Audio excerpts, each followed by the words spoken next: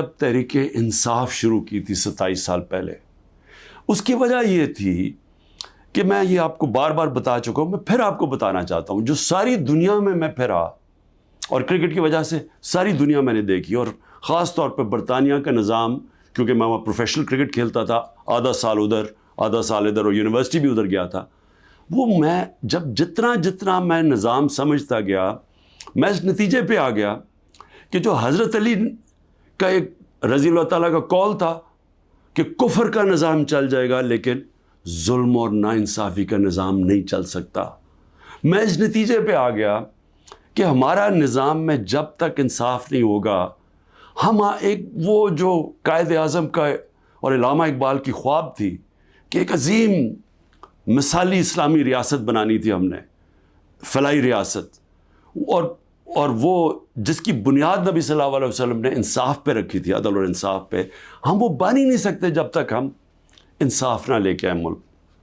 اور یہ جدوجہد رہی ہے 27 سال سے، 3.5 سال گورنمنٹ میں بھی بیٹھ کے پوری کوشش کی کہ طاقتور کو قانون کے نیچے لے کے آؤں، لیکن ایک آرمی چیف کے پاس ویٹو پاور تھی، اس نے نہیں مانا، اس نے نہیں کیا، کیونکہ وہ کرپشن کو یعنی ناانصافی کو برا نہیں سمجھتا تھا۔ اب دیکھیں ابھی جو حالات ہیں میں قوم کے سامنے رکھنا چاہتا ہوں، پہلے تو میں اپنا کیس رکھنا چاہتا ہوں۔ اب یہ ہو کیا رہا ہے، 12 مئی سے ہم یہ جو جج دلاور ہے اس کے خلاف ہم نے کہا ہوا ہے کہ ہمیں اسے انصاف نہیں ملے گا۔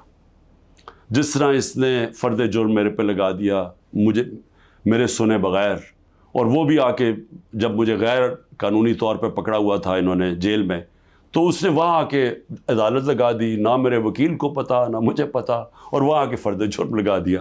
تو ہمیں تب سے پتہ چل گیا کہ یہاں انصاف نہیں ہمیں ملے گا۔ ہم نے اپلیکیشن فائل کی اسلام آباد ہائی کورٹ میں کہ ہمیں ہمارا ٹرانسفر کیا جائے، ہم کسی اور جج کے سامنے کیس لگایا جائے، یہ ہمارا حق ہے۔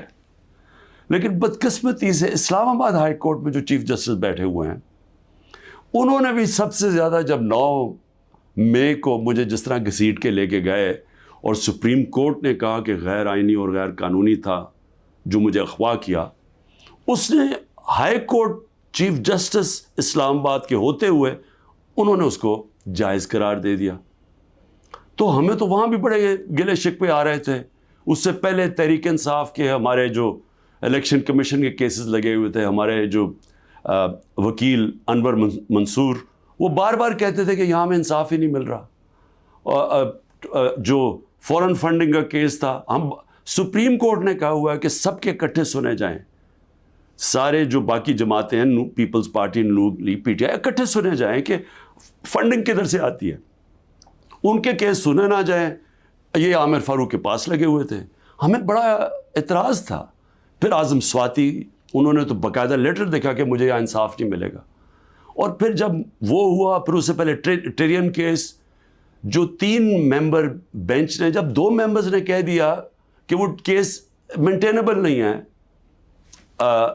جسٹس صاحب نے وہ کیس لے کے بیٹھ گئے۔ تو ہم نے پھر دونوں کی طرف، ہم نے دونوں ججز کا کہا کہ یہ ہمیں ان امپائرز پہ اعتماد نہیں ہے، یہ ہمارا رائٹ ہے، ہم نے ریکوزل کا کہا۔ اب آج کیا ہوتا ہے، آج جو سپریم کورٹ میں ہم پہلے جب یہاں سے نہیں انصاف ملا، پھر ہم اسلام آباد ہائی کورٹ گئے، وہاں انصاف نہیں ملنا تھا، ہم سپریم کورٹ چلے گئے۔ سپریم کورٹ نے کہا کہ جو ہماری پٹیشنز لگی ہوئی ہیں ہائی کورٹ میں، وہ سب اکٹھی سنی جائیں۔ اب آج اکٹھی سنی نہیں گئی پٹیشنز، جو ہماری پٹیشن تھی ٹرانسفر کی، ہماری ریکوزل کی، ہم نے کہا کہ جسٹس عامر کو ہماری نہیں سننی چاہیے ہماری پٹیشنز، وہ بھی ڈسمس ہو گئی، وہ اگنور ہو گئی۔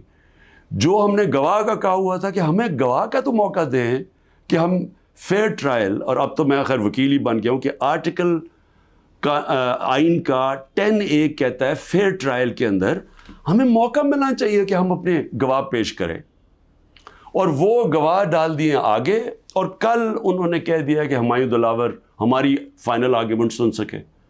اب ہماری فائنل آرگیومنٹ وکیل کیسے کرے جب ہمارے گواہی نہیں پیش ہوا ہے؟ یہ فیئر ٹرائل کیسے ہوتا ہے؟ آج انہوں نے یہ فیصلہ کر دیا۔ تو نہ وہ ٹرانسفر کیا ہمایوں، نہ اس کا سنا ہمایوں کا دلاور کا کہ ہمیں ٹرانسفر چاہیے وہاں سے، نہ انہوں نے سپریم کورٹ جس نے کہا کہ سب اکٹھی پٹیشن سنی جائے، نہ انہوں نے وہ سنا۔ 7 پٹیشنز تھیں، ان میں سے انہوں نے صرف جو باقی آگے کر دی یا ڈسمس کر دی، اور جو اصل ہم ٹرانسفر چاہتے تھے وہ کی نہیں۔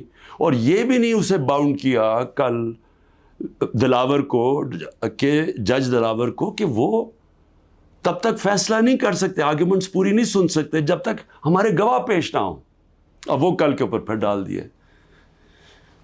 اب میں صرف یہ کہنا چاہتا ہوں کہ دیکھیں، فیصلہ جو بھی آ جائے گا ڈسکوالیفائی کر دیں گے، کیا میں مطمئن ہوں گا؟